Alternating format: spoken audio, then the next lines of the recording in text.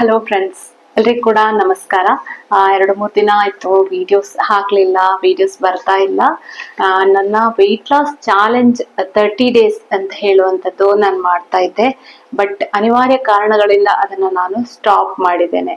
ಯಾಕೆಂದ್ರೆ 20 days challenges ಅನ್ನ ಮಾಡಿ ಆಮೇಲೆ ಕಂಟಿನ್ಯೂ ಮಾಡಲಿಲ್ಲ. ಯಾಕೆಂದ್ರೆ ನನಗೆ ಕಂಟಿನ್ಯೂ ವಿಡಿಯೋ ಹಾಕ್ಲಿಕ್ಕೆ ಆಗ್ಲಿಲ್ಲ. ಕೆಲವೆಲ್ಲ ಬ್ಯುಸಿ ಶೆಡ್ಯೂಲ್, ಮನೆ ಸ್ಟ್ರೆಸ್, ಲೈಫ್ ಎಲ್ಲವೂ ಇರುತ್ತಲ್ಲ. ಕೆಲವೊಂದು ಕಾರಣಗಳಿಂದ ನನಗೆ ವಿಡಿಯೋಸ್ ಮಾಡ್ಲಿಕ್ಕೆ ಆಗ್ಲಿಲ್ಲ. ಇವತ್ತಿನ ಮತ್ತೆ ಡೈಲಿ ವಿಡಿಯೋಸ್ ಬರುತ್ತೆ. ವೆಯ್ಟ್ ಲಾಸ್ ಬಗ್ಗೆ ಇರ್ಬೋದು, ಯಾವುದೇ ರೀತಿ ಹೆಲ್ದಿ ಕಂಟೆಂಟ್ಗಳು ನನ್ನ ಒಂದು ಚಾನಲ್ ಅಲ್ಲಿ ಖಂಡಿತ ಇದ್ದೇ ಇರ್ತದೆ. ಖಂಡಿತ ಮಿಸ್ ಮಾಡ್ಕೊಳ್ಳದೆ ನನ್ನ ವಿಡಿಯೋನ ನೋಡಿ, ಹಾಗೆ ವಿಡಿಯೋಸ್ ಇಷ್ಟ ಆಯ್ತು ಅಂತ ಆದ್ರೆ ಬೇರೆಯವ್ರಿಗೆ ಕೂಡ ಶೇರ್ ಮಾಡಿ, ಹಾಗೆ ಚಾನಲ್ ಅನ್ನ ಸಬ್ಸ್ಕ್ರೈಬ್ ಆಗೋದನ್ನ ಮರಿಬೇಡಿ. ಇವತ್ತಿನ ಟಾಪಿಕ್ ಬಂದು ಯಾವ ಒಂದು ಆಹಾರ ಬೆಸ್ಟ್, ಯಾವುದು ಒಳ್ಳೇದಲ್ಲ, ನಾಟ್ ಬೆಸ್ಟ್ ಅಂದ್ರೆ ತುಂಬಾ ನಾವೀಗ ಪ್ರತಿ ದಿವಸ ತಗೊಳ್ಳುವಂತ ಆಹಾರದಲ್ಲಿ ಯಾವುದು ಬೆಸ್ಟ್, ಯಾವುದು ಬ್ಯಾಡ್, ಆ ತರ ನಾನು ಹೇಳ್ತಾ ಹೋಗ್ತೇನೆ. ಯಾಕೆಂದ್ರೆ ನಮ್ಗೆ ಡೈಲಿ ನಾವು ಅದು ತಗೊಳ್ತಾ ಅದು ತಿನ್ಬೋದಾ, ಇದು ತಿನ್ಬೋದಾ, ತುಂಬಾ ಜನ ತುಂಬಾ ಪ್ರಶ್ನೆ ಕೇಳ್ತಾರಲ್ವಾ.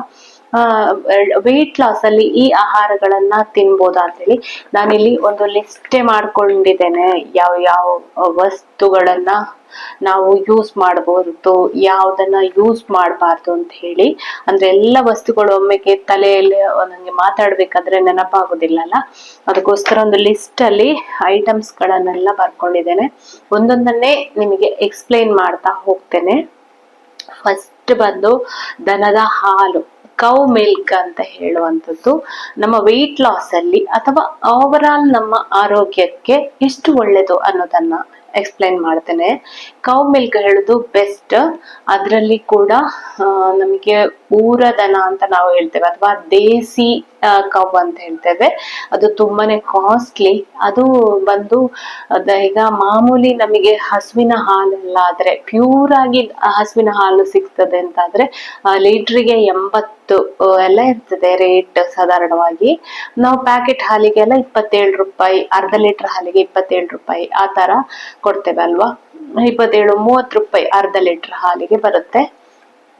ಹಾಗೆ ನಿಮಗೆ ದೇಸಿ ಈ ಹಾಲು ಅಂತ ಹೇಳಿ ಸಿಗ್ಬೇಕಾದ್ರೆ ದೇಸಿ ಹಾಲಿಗೆ ಲೀಟ್ರಿಗೆ 120 ರೂಪೀಸ್ ಇರ್ತದೆ. ಆ ಹಾಲನ್ನ ಮಕ್ಕಳಿಗೆಲ್ಲ ಕುಡಿಲಿಕ್ಕೆ ಕೊಡೋದ್ರಿಂದ ತುಂಬಾನೇ ಒಳ್ಳೇದು. ನಾವು ಕೂಡ ಯೂಸ್ ಮಾಡ್ಕೊಳ್ಬಹುದು. ವೆಯ್ಟ್ ಲಾಸ್ ಅಲ್ಲಿ ನಾವು ಹಾಲಿನ ಪ್ರಮಾಣವನ್ನ ತುಂಬಾ ಬೇಡ, ಒಂದು ಲಿಮಿಟೆಡ್, ದಿನಕ್ಕೆ ಒಂದು ಗ್ಲಾಸ್ ಹಾಲನ್ನ ಕುಡಿಬಹುದು. ಅಷ್ಟು ಹಾಲು ಕುಡಿಯೋದ್ರಿಂದ ಏನು ಪ್ರಾಬ್ಲಮ್ ಆಗಲ್ಲ. ನೀವು ನೈಟ್ ಆದ್ರೂ ಮಲಗ್ಲಿಕ್ಕೆ ಮೊದ್ಲಾದ್ರೂ ನಿಮಗೆ ಇಷ್ಟ ಕುಡಿಬೇಕು ಅಂತ ಇದ್ರೆ ನಿಮ್ಮ ಒಂದು ವೆಯ್ಟ್ ಲಾಸ್ ಅಲ್ಲಿ ನೀವು ಹಾಲನ್ನ ಇನ್ಕ್ಲೂಡ್ ಮಾಡಬಹುದು. ಇಷ್ಟ ಇಲ್ಲದಿದ್ರೆ ಬೇಡ, ಸ್ಕಿಪ್ ಮಾಡಿ ನೈಟ್ ಕುಡಿಬಹುದು. ಅಥವಾ ನೀವು ಮಿಲ್ಕ್ ಹಾಕಿ ಟೀ ಕಾಫಿ ಕುಡಿಯೋರಾಗಿದ್ರೆ ನಿಮ್ಮ ವೆಯ್ಟ್ ಲಾಸ್ ಜರ್ನಿಯಲ್ಲಿ ನೀವು ಕಾಫಿ ಟೀ ಕುಡಿಬಹುದು. ಆದ್ರೆ ಸ್ವಲ್ಪ ಮಿನಿಮಮ್ ಆಗಿ ಕುಡೀರಿ. ಯಾಕೆ ಅಂತ ಹೇಳಿದ್ರೆ ಈಗ ಕೆಲವರಿಗೊಂದು ಇರ್ತದೆ. ಈಗ ನನಗೆ ಹೇಳೋದಾದ್ರೆ, ನನ್ಗೆ 1 ಗ್ಲಾಸ್ ಟೀ ಅಥವಾ ಒಂದು ಹಾಫ್ ಕಪ್ ಟೀ ಆದ್ರೂ ಬೆಳಿಗ್ಗೆ ಒಂದು ಕುಡಿಯದಿದ್ರೆ ಆಗೋದಿಲ್ಲ, ಮತ್ತೆ ಕುಡಿಲಿಲ್ಲ ಅಂದ್ರೆ ತಲೆನೋವು ಬರ್ತದೆ. ಸೊ ನಾನು ಹಾಫ್ ಕಪ್ ಟೀ ಆದ್ರೂ ಕುಡಿತೇನೆ ಬೆಳಿಗ್ಗೆ. ಸೊ ಒಂದು ಸಲ ಕಾಫಿ ಅಥವಾ ಟೀ ಕುಡಿಯೋದ್ರಿಂದ ಏನು ಪ್ರಾಬ್ಲಮ್ ಇಲ್ಲ. ಆದ್ರೆ ಟೀ ಮತ್ತೆ ಕಾಫಿಯನ್ನು ಕಂಪೇರ್ ಮಾಡಿದ್ರೆ ಟೀ ಬೆಸ್ಟ್. ಕಾಫಿ ಅದರಲ್ಲಿ ಕೆಫಿನ್ ಇರುವ ಕಾರಣ, ಕೆಫಿನ್ ಅಂತ ಹೇಳುದು ಕೆಲವೊಮ್ಮೆ ಹಾರ್ಟ್ ಅಟ್ಯಾಕ್ ಮತ್ತೆ ಇದು ಏನು ಕ್ಯಾನ್ಸರ್ ಅಂತ ಕಾಯಿಲೆಗಳಿಗೆ ಕಾರಣ ಆಗ್ತದೆ ಅಂತ ಹೇಳಿ ಕೇಳ್ಪಟ್ಟಿದ್ದೇನೆ ನಾನು. ಆದ ಕಾರಣ ಕಾಫಿಯ ಕನ್ಸಂಪ್ಷನ್ ಜಾಸ್ತಿ ಮಾಡಬೇಡಿ. ದಿನಕ್ಕೊಂದ್ಸಲ ಕಾಫಿ ಕುಡಿದ್ರೆ ಸಾಕು. ನಾನಂತೂ ವಾರಕ್ಕೊಂದ್ಸಲ ಕಾಫಿನ ಕುಡಿಯುವುದು ಅಷ್ಟೇ. ನಂಗೆ ಡೈಲಿ ಕಾಫಿ ಕುಡಿಲಿಕ್ಕೆ ಇಷ್ಟ ಇಲ್ಲ. ಆದ್ರೆ ನಾನು ಡೈಲಿ ಟೀ ಕುಡಿತೇನೆ. ತುಂಬಾ ವೆಯ್ಟ್ ಅಂದ್ರೆ ಒಬೆಸಿಟಿ ಇರುವಂತವರು, ನಿಮ್ಮ ವೆಯ್ಟ್ ಅಂತ ಹೇಳೋದು 70-80 kg ಇದ್ದೀರಾ, ತುಂಬಾ ಓವರ್ ವೆಯ್ಟ್ ಇದ್ದೀರಾ ಅಂತ ಆದ್ರೆ ನೀವು ಖಂಡಿತ ಬೆಲ್ಲ ಕೂಡ ಹಾಕ್ಬೇಡಿ. ಟೀ ಕುಡಿಯುವಾಗ ಬೆಲ್ಲ ಹಾಕದೆ ಹಾಗೇನೆ ಕುಡೀರಿ. ಅಥವಾ ಪೋಷನ್ ಅನ್ನ ಕಡಿಮೆ ಮಾಡಿ, ಅಂದ್ರೆ ಒಂದು ಗ್ಲಾಸ್ ಕುಡಿಯೋಲಿ 1/4 ಗ್ಲಾಸ್ ಟೀ ಕುಡೀರಿ, ಒಂದ್ ಸ್ವಲ್ಪ ಬೆಲ್ಲ ಹಾಕಿ. ನಿಮ್ಗೆ ಬೆಲ್ಲ ಹಾಕಿ ಕುಡಿಲಿಕ್ಕೆ ಆಗೋದೇ ಇಲ್ಲ ಅಂತ ಆದ್ರೆ ತುಂಬಾ ಆಪ್ಷನ್ಸ್ ಉಂಟು. ಯಾಕೆ ಅಂತ ಹೇಳಿದ್ರೆ, ನಾವೊಂದು ಲಾಂಗ್ ಟರ್ಮಿಗೆ ವೆಯ್ಟ್ ಲಾಸ್ ಅನ್ನ ಮಾಡ್ತೇವೆ ಅಂತ ಹೇಳುವಾಗ ತುಂಬಾ ಕಷ್ಟ ಆಗ್ತದೆ, ಸ್ಟ್ರಗಲ್ ಮಾಡ್ತೇವೆ ಹೇಗೆ ತಿನ್ನದೇ ಇರೋದು ಅಂತ ಹೇಳಿ. ಅದು ತಿನ್ನದೇ ಇರುವಂತದ್ದು ಕೂಡ ಒಂದು ಸ್ವಲ್ಪ ಡಿಪ್ರೆಷನ್ ತರ ಬರ್ತದೆ ಅಲ್ವಾ. ಆಗ ಅದನ್ನೆಲ್ಲ ಕಂಟ್ರೋಲ್ ಮಾಡ್ಕೊಳ್ಬೇಕು. ನೆಕ್ಸ್ಟ್ ಬಂದು ಆಯಿಲ್ ಅಲ್ಲಿ ಯಾವ್ದೆಲ್ಲ ಬೆಸ್ಟ್ ಅಂತ ಹೇಳಿದ್ರೆ, ಆಯಿಲ್ ಅಲ್ಲಿ ತೆಂಗಿನ ಎಣ್ಣೆ ಹೇಳುದು ಬೆಸ್ಟ್. ನಿಮಗೆ ಅಡುಗೆ ಮಾಡ್ಲಿಕ್ಕಾಗಿರ್ಬೋದು, ಒಗ್ಗರಣೆಗೆ ಯಾವುದಕ್ಕೆ ಆದ್ರೂ ತೆಂಗಿನ ಎಣ್ಣೆ ಹೇಳುದು ಬೆಸ್ಟ್. ಮತ್ತೆ ಆಲಿವ್ ಆಯಿಲ್, ಕಾಳುಗಳ ಎಣ್ಣೆ, ಸಾಸಿವೆ ಎಣ್ಣೆ, ಶೇಂಗಾ ಎಣ್ಣೆ ಎಲ್ಲ ಬರ್ತದೆ. ಅದನ್ನು ಕೂಡ ಯೂಸ್ ಮಾಡ್ಕೊಳ್ಬಹುದು, ಅದು ಕೂಡ ಬೆಸ್ಟ್. ನಿಮ್ಮ ಒಂದು ಬಜೆಟ್ ಪ್ರಕಾರ ನಿಮಗೆ ಯಾವ ಎಣ್ಣೆ ಹೆಲ್ಪ್ ಆಗ್ತದೆ ಅದನ್ನ ಯೂಸ್ ಮಾಡ್ಕೊಳ್ಬಹುದು. ನಾನು ತೆಂಗಿನ ಎಣ್ಣೆ ಬಳಸುವಂತದ್ದು, ಯಾವಾಗ್ಲೂ ಕೂಡ ಶುದ್ಧ ಗಾಣದ ಎಣ್ಣೆ ಸಿಗ್ತದೆ ನಮಗೆ, ಅದನ್ನ ಯೂಸ್ ಮಾಡ್ತೇನೆ. ಹಾಗೆ ತುಪ್ಪ ಕೂಡ ಬಳಸ್ಕೊಳ್ತೇನೆ. ತುಪ್ಪ ಅದು ನಾನೇ ಮನೆಯಲ್ಲಿ, ಇತ್ತೀಚೆಗೆ ನಾನೇ ಮನೆಯಲ್ಲಿ ಮಾಡ್ಕೊಂಡು ತಿಂತೇನೆ. ಇಲ್ಲ ಅಂದ್ರೆ ನಮ್ಮ ಪರಿಚಯದವರ ಹತ್ರ ಯಾರತ್ರ ಆದ್ರೂ ಮನೆಯಲ್ಲೇ ಮಾಡಿದಂತಹ ತುಪ್ಪವನ್ನ ಪರ್ಚೇಸ್ ಮಾಡ್ಕೊಳ್ತೇನೆ. ಅದು ಸಿಗ್ಲಿಲ್ಲ ಅಂದ್ರೆ ಮಾಮೂಲಿ ಅಂಗಡಿಯಲ್ಲಿ ನಂದಿನಿ ತುಪ್ಪ ಯಾವ್ದಾದ್ರು ತುಪ್ಪವನ್ನ ತಗೊಂಡು ಯೂಸ್ ಮಾಡ್ತಿದ್ದೇನೆ. ಹಾಗೆ ಇನ್ನು ತಿಂಡಿ ಅಂತ ಹೇಳಿ ಬಂದ್ರೆ, ನಮಗೆ ಬೆಳಿಗ್ಗೆ ಯಾವ ತಿಂಡಿಯನ್ನ ತಿನ್ಬೋದು ಅಂತ ಹೇಳಿ, ಬೆಳಿಗ್ಗೆ ಇಡ್ಲಿ ಓಕೆ, ತೊಂದ್ರೆ ಇಲ್ಲ. ವೆಯ್ಟ್ ಲಾಸ್ ಜರ್ನಿಯಲ್ಲಿ ವಾರದಲ್ಲಿ 1 ದಿವಸ ಅಕ್ಕಿ ಇಡ್ಲಿಯನ್ನ ನೀವು ತಗೊಳ್ಬಹುದು, ಆದ್ರೆ ಪೋಷನ್ ಕಂಟ್ರೋಲ್ ಇರ್ಲಿ.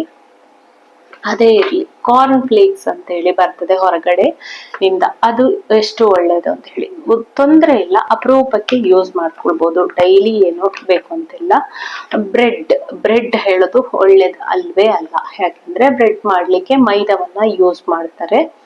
ನಿಮ್ಗೆ ಅನಿವಾರ್ಯ ಸಂದರ್ಭಗಳಲ್ಲಿ, ತುಂಬಾ ಎಮರ್ಜೆನ್ಸಿ ಇದ್ದ ಸಂದರ್ಭಗಳಲ್ಲಿ ಮಾತ್ರ ಸ್ಯಾಂಡ್ವಿಚ್, ಮತ್ತೆ ನಮಗೇನು ವೆಯ್ಟ್ ಲಾಸ್ ಜರ್ನಿಯಲ್ಲಿ ಏನಾದ್ರೂ ಒಂದು ಸ್ಪೈಸಿ ಟೇಸ್ಟಿ ತಿನ್ಬೇಕು ಅಂತ ಹೇಳಿ ಆಗ್ತಾ ಇರ್ತದಲ್ಲ, ಅಂತ ಟೈಮಲ್ಲಿ ತಿಂಗಳಿಗೊಮ್ಮೆ ಎಲ್ಲ ಬ್ರೆಡ್ ಅನ್ನ ತಂದು ಸ್ಯಾಂಡ್ವಿಚ್ ಮಾಡ್ಕೊಂಡು ತಿನ್ನಿ, ಅದು ಬೆಸ್ಟ್. ಅಂದ್ರೆ ಒಂದೊಂದ್ಸತಿ ನಾವು ಎಮರ್ಜೆನ್ಸಿ ಟೈಮಲ್ಲಿ ಎಲ್ಲಾದ್ರೂ ಹೋಗ್ಬೇಕು ಅಂತ ಇದ್ದ ಟೈಮಲ್ಲಿ ಕೂಡ ಏನು ಕ್ವಿಕ್ ಆಗಿ ಮಾಡ್ಕೊಂಡು ತಿನ್ಲಿಕ್ಕೆ ನಮಗೆ ಬ್ರೆಡ್ ಇದ್ರೆ ಈಸಿ ಆಗ್ತದೆ. ಆದ್ರೆ ಬ್ರೆಡ್ ಆರೋಗ್ಯಕ್ಕೆ ಮಾತ್ರ ಒಳ್ಳೇದಲ್ವೇ ಅಲ್ಲ.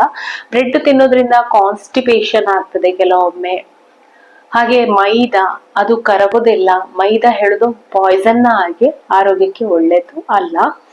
ಮತ್ತೆ ಅನ್ನ ಅಥವಾ ರೈಸ್ ವೆಯ್ಟ್ ಲಾಸ್ ಅಲ್ಲಿ ಎಷ್ಟು ಒಳ್ಳೇದು ಅಂತ ಹೇಳಿ, ಯಾವ ರೈಸ್ ಅನ್ನ ಬೇಕಾದ್ರೂ ನೀವು ಊಟ ಮಾಡ್ಬೋದು. ಮಧ್ಯಾಹ್ನ 1 ಹೊತ್ತು ರೈಸ್ ಅನ್ನ ತಗೊಳ್ಳಿ. ರೈಸ್ ಭಾರಿ ಒಳ್ಳೇದು ಅಂತಲ್ಲ ವೆಯ್ಟ್ ಲಾಸ್ ಅಲ್ಲಿ. ನಿಮಗೆ ವೈಟ್ ರೈಸ್, ಕುಚ್ಚಲಕ್ಕಿ ಅನ್ನ ಬೆಸ್ಟ್, ಊಟ ಮಾಡಬಹುದು, ತೊಂದ್ರೆ ಇಲ್ಲ. ಬ್ರೌನ್ ರೈಸ್ ತಗೊಳ್ಬಹುದು, ಆದ್ರೆ ಬ್ರೌನ್ ರೈಸ್ ತುಂಬಾ ಕಾಸ್ಟ್ಲಿ ಆಗ್ತದೆ, ಎಲ್ರಿಗೂ ತಗೊಳ್ಲಿಕ್ಕೆ ಆಗುದಿಲ್ಲ. ವೈಟ್ ರೈಸ್ ಅನ್ನ ಎಲ್ರು ಜಾಸ್ತಿಯಾಗಿ ಯೂಸ್ ಮಾಡ್ತಾರೆ. ವೈಟ್ ರೈಸಿನ ಬದಲಾಗಿ ನೀವು ಅದಲ್ಲ ಅಂದ್ರೆ ಸಿರಿಧಾನ್ಯಗಳನ್ನು ಕೂಡ ಬಳಸಬಹುದು. ಆರೋಗ್ಯ ದೃಷ್ಟಿಯಿಂದ ನೋಡಿದ್ರೆ ಸಿರಿಧಾನ್ಯ ಬೆಸ್ಟ್ ಅಂತ ಹೇಳ್ಬೋದು. ಆದ್ರೆ ಮಾಮೂಲಿಯಾಗಿ ರೈಸ್ ಎಲ್ಲರೂ ಇಷ್ಟಪಡ್ತಾರೆ. ಆದ್ರೆ ಮಧ್ಯಾಹ್ನ 1 ಹೊತ್ತು ನೀವು ವೆಯ್ಟ್ ಲಾಸ್ ಜರ್ನಿಯಲ್ಲಿ ರೈಸ್ ಅನ್ನ ಯೂಸ್ ಮಾಡ್ಬೋದು ಅಂತ ಹೇಳ್ತೇನೆ. ಅದೇ ರೀತಿ ಓಟ್ಸ್ ಹೇಳುದು ಬೆಸ್ಟ್ ಅಂತ ಹೇಳಿದ್ರೆ, ವೆಯ್ಟ್ ಲಾಸ್ ಜರ್ನಿಯಲ್ಲಿ ಓಟ್ಸ್ ತುಂಬಾನೇ ಹೆಲ್ಪ್ ಆಗ್ತದೆ. ನೈಟ್ ಒಂದು ಓಟ್ಸ್ ಸ್ಮೂದಿ ಮಾಡ್ಕೊಳ್ಬಹುದು, ಬೆಳಿಗ್ಗೆ ಕೂಡ ಓಟ್ಸ್ ಸ್ಮೂದಿ ಮಾಡ್ಕೊಳ್ಬಹುದು, ಅಥವಾ ನೈಟ್ ಓಟ್ಸ್ ಉಪ್ಮಾ ಮಾಡ್ಕೊಳ್ಬಹುದು. ಓಟ್ಸ್ ಉಪ್ಮಾ ಆಗಿರ್ಬೋದು, ಓಟ್ಸ್ ಸ್ಮೂದಿ ಆಗಿರ್ಬೋದು. ರೆಸಿಪಿ ಬೇಕು ಅಂತಾದ್ರೆ ನನ್ನ ಚಾನಲ್ ಅಲ್ಲಿ ಇದೆ, ಅದನ್ನ ನೋಡ್ಕೊಳ್ಳಿ. ನಿಮ್ಮ ವೆಯ್ಟ್ ಲಾಸ್ ಜರ್ನಿನ ತುಂಬಾ ಈಸಿಯಾಗಿ ಮಾಡ್ಕೊಳ್ಬಹುದು. ಒಳ್ಳೊಳ್ಳೆ ರುಚಿಯಾದ ರೆಸಿಪಿಗಳು ನನ್ನ ಚಾನಲ್ ಅಲ್ಲಿ ಇದೆ, ನೀವು ನೋಡ್ಬೋದು. ಇನ್ನು ಡಯಟ್ ಅಲ್ಲಿ ಯಾವ ರೀತಿ ಡಯಟ್ ಮಾಡ್ಬೇಕು ಅಂತ ಹೇಳಿ ಒಂದಿದೆ, ಕೀಟೋ ಡಯಟ್ ಅಂತ ಹೇಳಿ ಮಾಡ್ತಾರೆ. ಇದು ಡಯಟ್ ಅಲ್ಲಿ ಇದ್ದದ್ರಲ್ಲಿ ಒಳ್ಳೇದಲ್ಲ ಅಂತ ಹೇಳುದು. ಕೀಟೋ ಡಯಟ್ ಅಂದ್ರೆ ಅದರಲ್ಲಿ ಪ್ರೋಟೀನ್ ಹೇಳೋದು ಜಾಸ್ತಿ, ಹೈ ಫ್ಯಾಟ್ ಮತ್ತೆ ಹೈ ಪ್ರೋಟೀನ್ ಅನ್ನ ತಗೊಳ್ಳುವಂಥದ್ದು. ಇದು ಆರೋಗ್ಯಕ್ಕೆ ಒಳ್ಳೇದಲ್ಲ. ಇದರಿಂದ ಹೃದಯಕ್ಕೆ ಹಾರ್ಟ್ ಅಟ್ಯಾಕ್ ಆಗುವ ಚಾನ್ಸಸ್ ಎಲ್ಲ ಜಾಸ್ತಿ ಇರ್ತದೆ, ಇದು ಒಳ್ಳೇದಲ್ಲ. ಇನ್ನು ಪ್ರೋಟೀನ್ ಪೌಡರ್ ಕೆಲವರು ಒಳ್ಳೇದು ಹೇಳ್ತಾರೆ, ಕೆಲವರು ಆಗ್ಲೇ ತಿನ್ಲೇಬಾರ್ದು ಅಂತ ಹೇಳ್ತಾರೆ. ನನ್ನ ಪ್ರಕಾರ ಪ್ರೋಟೀನ್ ಪೌಡರ್ ಸಾಮಾನ್ಯವಾಗಿ ನಾವು ಮನೆಯಲ್ಲೇ ಎಕ್ಸರ್ಸೈಸ್ ಮನೆಯಲ್ಲೇ ಮಾಡೋರಿಗೆ ಪ್ರೋಟೀನ್ ಪೌಡರ್ ಅಗತ್ಯ ಇಲ್ಲ ಅಂತ ಹೇಳ್ತೇವೆ. ಸಾಮಾನ್ಯ ಜನರಿಗೆ ಅದನ್ನ ಪ್ರೋಟೀನ್ ಪೌಡರ್ ಎಲ್ಲ ಪರ್ಚೇಸ್ ಮಾಡಿ ತಗೊಳ್ಳಿಕ್ಕೆ ಕೂಡ ಸಾಧ್ಯ ಇಲ್ಲ. ನಮ್ಮ ನ್ಯಾಚುರಲ್ ಫುಡ್ ಅನ್ನ ತಗೊಂಡು ನಾವು ಪ್ರೋಟೀನ್ ಸೋರ್ಸ್ ಅನ್ನ ಪಡ್ಕೊಳ್ಬಹುದು. ಇನ್ನೊಂದು ಲೋ ಕಾರ್ಬ್ ಡಯಟ್ ಅಂತ ಹೇಳಿ ಮಾಡ್ತಾರೆ, ಅದು ಕೂಡ ಅಷ್ಟೇನು ಒಳ್ಳೇದಲ್ಲ. ಯಾಕಂದ್ರೆ ಕಾರ್ಬ್ ಕಡಿಮೆ ತಗೊಳ್ಳುವಂಥದ್ದು, ಪ್ರೋಟೀನ್ ಜಾಸ್ತಿ ತಗೊಳ್ಳುವಂಥದ್ದು. ನಾವು ಮಾಮೂಲಿಯಾಗಿ ಲೋ ಕಾರ್ಬ್ ಡಯಟ್ ಮಾಡ್ತೇವೆ, ತುಂಬಾ ಕಾರ್ಬ್ ಲೋ ಆಗಿ ಮಾಡಬಾರ್ದು. ಯಾಕಂದ್ರೆ ಕಾರ್ಬೋಹೈಡ್ರೇಟ್ ಹೇಳುದು ನಮಗೆ ಎನರ್ಜಿ ಕೊಡ್ತದೆ. ಆದ ಕಾರಣ ಕಾರ್ಬೋಹೈಡ್ರೇಟು ಬೇಕು, ಪ್ರೋಟೀನು ಬೇಕು, ಫ್ಯಾಟು ಬೇಕು, ಫೈಬರು ಬೇಕು, ಎಲ್ಲವನ್ನು ಕೂಡ ಬ್ಯಾಲೆನ್ಸ್ಡ್ ಆಗಿ ಮಾಡಿದ್ರೆ ಅಂತ ಡಯಟ್ ಬೆಸ್ಟ್ ಅಂತ ಹೇಳ್ತೇವೆ. ಹಾಗೆ ಲಾಂಗ್ ಟರ್ಮಿಗೆ ಕೂಡ ಅದನ್ನ ನಾವು ತಗೊಂಡು ಹೋಗ್ಬೋದು. ಇನ್ನು ಶುಗರ್, ಪ್ಯಾಕೆಟ್ ಜ್ಯೂಸ್ ಅಂತದೆಲ್ಲ, ಶುಗರ್ ಒಂದು ಪಾಯ್ಸನ್ ಅಂತ ಹೇಳ್ಬೋದು. ಶುಗರ್ ಅನ್ನ ಕಂಪ್ಲೀಟ್ ಆಗಿ ವೈಟ್ ಶುಗರ್ ಅನ್ನ ಬಿಡುದು ಒಳ್ಳೇದು. ರ್ಯಾರ್ಲಿ ನೀವು ಇದನ್ನ ಯೂಸ್ ಮಾಡಿದ್ರೆ ಬೆಸ್ಟ್ ಅಂತ. ಯಾರಾದ್ರೂ ವೆಯ್ಟ್ ಲಾಸ್ ಮಾಡುವವರು ಇರ್ಬೋದು, ಯಾರೇ ಆಗ್ಲಿ ಇದನ್ನ ತಗೊಳ್ಬೇಡಿ ಅಂತ ನಾನು ಹೇಳ್ತೇನೆ. ಹಾಗೆ ನೀವು ಸ್ವೀಟ್ಸ್ ಅದೆಲ್ಲ ಕ್ರೇವಿಂಗ್ಸ್ ಆಗಿದೆ ಅಂದ್ರೆ ಯಾವುದೇ ಸ್ವೀಟ್ಸ್ ಇರ್ಲಿ, ಬೆಲ್ಲದಿಂದ ಮಾಡಿದಂತಹ ಸ್ವೀಟ್ಸ್ ಅನ್ನ ತಗೊಳ್ಬೋದು. ಬರ್ಫಿ ಇರ್ಬೋದು, ಅಥವಾ ಇದು ಐಸ್ ಕ್ರೀಮ್ ಕೂಡ ಬೆಲ್ಲ ಯೂಸ್ ಮಾಡ್ಕೊಂಡು ನಾವು ಮಾಡ್ತೇವೆ. ಹಾಗಾಗಿ ಪ್ರತಿಯೊಂದು ಸ್ವೀಟಿಗೂ ನೀವು ಬೆಲ್ಲ ಉಪಯೋಗಿಸಿದ್ರೆ ಒಳ್ಳೇದು. ಬೆಲ್ಲ ಒಳ್ಳೇದು ಅಂತ ಹೇಳಿ ಅದನ್ನೇ ಜಾಸ್ತಿ ಕ್ವಾಂಟಿಟಿಯಲ್ಲಿ ತಿಂದ್ರೆ ಅದರಲ್ಲಿ ಕೂಡ ಕ್ಯಾಲೋರಿ ಇದೆ, ವೆಯ್ಟ್ ಗೇನ್ ಆಗೋ ಚಾನ್ಸಸ್ ಇದೆ. ಜಾಸ್ತಿ ತಿನ್ಬೇಡಿ. ತಿನ್ಬೇಕು ಅಂತ ಆಗುವಾಗ ಚೀಟಿಂಗ್ ಮೀಲ್ ಅಲ್ಲಿ ಎಲ್ಲ ನೀವು ಸ್ವೀಟ್ಸಿಗೆ ಬೆಲ್ಲವನ್ನ ಯೂಸ್ ಮಾಡ್ಕೊಳ್ಬಹುದು. ಹಾಗೆ ಇನ್ನೊಂದು ಪ್ಯಾಕ್ಡ್ ಫುಡ್ ಅಂತ ಇರ್ತದೆ, ಪಾಸ್ತಾ, ಮ್ಯಾಗಿ ಆ ತರ ಅಂದ್ರೆ ಮಾಡಿ ಇಟ್ಟಿರ್ತಾರೆ, ಇನ್ಸ್ಟಂಟ್ ಆಗಿ ಮಾಡುವಂಥದ್ದು. ಅಂಥದ್ದು ಯಾವಾಗ್ಲೂ ಒಳ್ಳೇದಲ್ಲ ಅಂತ ಹೇಳಲಿಕ್ಕೆ ಇಷ್ಟಪಡ್ತೇನೆ. ಪಾಸ್ತಾ ಎಲ್ಲ ಅಪರೂಪಕ್ಕೆ ಮಾಡ್ಕೊಳ್ಬಹುದು, ತೊಂದರೆ ಇಲ್ಲ. ಪಾಸ್ತಾ ಅಂದ್ರೆ ಗೋಧಿಯದ್ದೇ ಪಾಸ್ತಾ ಬರ್ತದೆ, ಅದನ್ನ ನೀವು ನಿಮ್ಮ ಡಯಟ್ ಅಲ್ಲಿ ಇನ್ಕ್ಲೂಡ್ ಮಾಡಬಹುದು.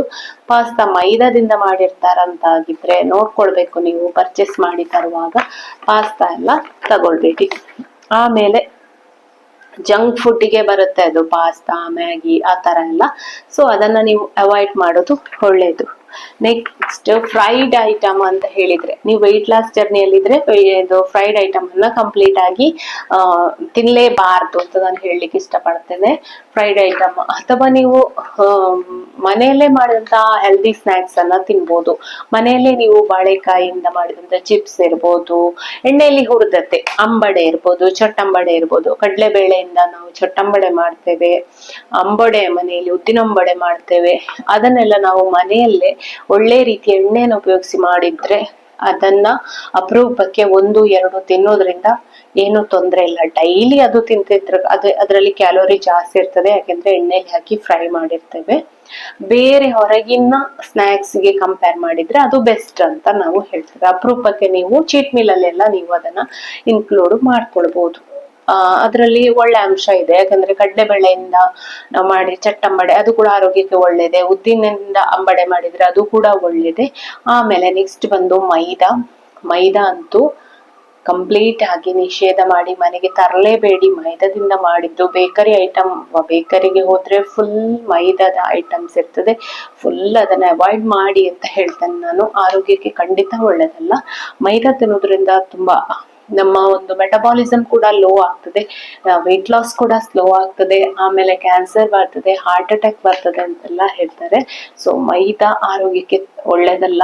ನೆಕ್ಸ್ಟ್ ಗೋಧಿ ಓಕೆ, ಬೆಸ್ಟ್ ಅಂತ ನಾನು ಹೇಳೋದಿಲ್ಲ.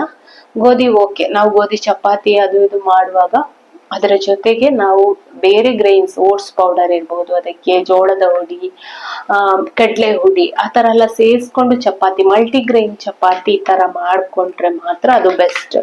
ಬರೇ ಗೋಧಿ ಅಂತ ಹೇಳಿದ್ರೆ ಅಷ್ಟು ಒಳ್ಳೇದಲ್ಲ. ಆದ್ರೆ ಗೋಧಿ ಓಕೆ. ಆಮೇಲೆ ಸಕ್ಕರೆ ಪಾಯ್ಸನ್ ಅಂತ ಅಲ್ಲ. ಇನ್ನೊಂದು ನೈಟ್ ಊಟ ಮಾಡುವಂತಹ ವಿಷಯ. ನೈಟ್ ಎಷ್ಟೊತ್ತಿಗೋ ಲೇಟ್ ನೈಟ್ ಊಟ ಮಾಡೋದು ತುಂಬಾನೇ ಕೆಟ್ಟ ಅಭ್ಯಾಸ ಅಂತ ಹೇಳ್ಬೋದು. ಇದರಿಂದ ಆರೋಗ್ಯಕ್ಕೆ ತುಂಬಾನೇ ಪ್ರಾಬ್ಲಮ್ ಆಗ್ತದೆ, ವೆಯ್ಟ್ ಗೇನ್ ಆಗ್ತದೆ, ಹಾಗೆ ನಿಮ್ಮ ಮೆಟಬಾಲಿಸಮ್ ಕೂಡ ಸ್ಲೋ ಆಗ್ತದೆ. ಪಿಜ್ಜಾ ಕೂಡ ತುಂಬಾ ಹೈ ಕ್ಯಾಲೋರಿ ಫುಡ್, ಅಪರೂಪಕ್ಕೆ ಯಾವಾಗಾದ್ರೂ ತಿನ್ಬೋದು. ಒಂದು ಪಿಜ್ಜಲ್ಲೇ ನಿಮಗೆ 700-800 ಕ್ಯಾಲೋರಿ ಅಷ್ಟು ಬರ್ತದೆ. ಆತರ ಪಿಜ್ಜಾ ಎಲ್ಲ ಮೈದದ್ದು ಮಾಡಿದ್ದು ತಿಂದ್ರೆ ಹಾರ್ಟ್ ಅಟ್ಯಾಕ್ ಅಂತದೆಲ್ಲ ಆಗುವಂಥದ್ದು ಮತ್ತು ಜಾಸ್ತಿ ಆಗ್ತದೆ. ಸೊ ಇವಿಷ್ಟು ಫುಡ್, ಇನ್ನು ಸುಮಾರು ಫುಡ್ ಆಗ್ಬೋದಾ ಆಗ್ಬಾರ್ದಾ ಅಂತ ಹೇಳಿ ತುಂಬಾ ಲಿಸ್ಟ್ ಇದೆ. ಆಲ್ಮೋಸ್ಟ್ ಈಗ 15 ಮಿನಿಟ್ಸ್ ಆಗ್ತಾ ಬಂದ್ರು ನಾನು ಮಾತಾಡುದು. ಇನ್ನು ತುಂಬಾ ಹೊತ್ತು ಮಾತಾಡಿದ್ರೆ ವಿಡಿಯೋ ಕೂಡ ಲಾಂಗ್ ಆಗ್ತದೆ.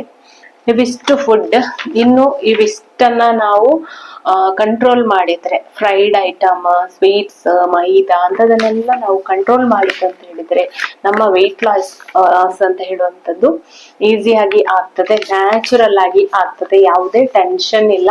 ಹಾಗೆ ನಿಮ್ಮ ವೆಯ್ಟ್ ಲಾಸ್ ಜರ್ನಿಯಲ್ಲಿ ಸರಿಯಾಗಿ ನೀರು ಕುಡಿಯಿರಿ, ಹಾಗೆ ಏನು ಚಿಂತೆ ಇಲ್ಲದೆ ನಿದ್ರೆ ಮಾಡಿ. ಇನ್ನೊಂದು, ಯಾವುದೇ ಸ್ಟ್ರೆಸ್ ನಿಮ್ಮ ಕೆಲಸದಲ್ಲಿ ಇರ್ಬೋದು, ಯಾವುದೇ ಸ್ಟ್ರೆಸ್ ಅನ್ನ ಕಡಿಮೆ ಮಾಡ್ಕೊಳ್ಳಿ. ಎಂತ ಟೆನ್ಷನ್ ಬಂದ್ರು ಏನೇ ಬಂದ್ರು ಅದನ್ನ ಫೇಸ್ ಮಾಡ್ಲಿಕ್ಕೆ ಧೈರ್ಯ ತಕೊಳ್ಳಿ, ನೆಮ್ಮದಿಯಲ್ಲಿ ಇರಿ.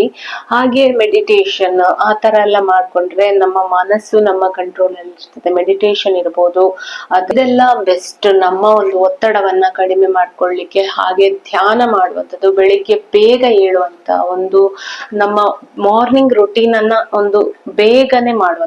ಬೆಳಿಗ್ಗೆ ಬೇಗ ಎದ್ದು ಮಾರ್ನಿಂಗ್ ರುಟೀನ್ ಎಲ್ಲ ನೀವು ಸ್ಟಾರ್ಟ್ ಮಾಡಿದ್ದು ಅಂತ ಹೇಳಿದ್ರೆ ನಿಮ್ಗೆ ನಿಮ್ಮ ಎಲ್ಲ ಕೆಲಸಗಳು ಕೂಡ ಒಂದಾದ್ಮೇಲೆ ಒಂದು ಬೇಗ ಬೇಗ ಬೇಗನೆ ಆಗ್ತದೆ. ನೀವು ಯಾವಾಗ ಲೇಟ್ ಹೇಳ್ತೀರಾ ಆಗ ನಿಮ್ಮ ಕೆಲಸ ಎಲ್ಲವೂ ಕೂಡ ಲೇಟ್ ಆಗ್ತದೆ. ಸೊ ನೀವು ಫಸ್ಟ್ ಮಾರ್ನಿಂಗ್ ರುಟೀನ್ ಅನ್ನ ಬೇಗ ಎದ್ದು ಸ್ಟಾರ್ಟ್ ಮಾಡ್ಕೊಳ್ಳಿ, ಆಮೇಲೆ ನಿಮ್ಮ ಎಲ್ಲಾ ಕೆಲಸಗಳು ಕೂಡ ನಿರ್ವಿಘ್ನವಾಗಿ ಸಾಗ್ತದೆ.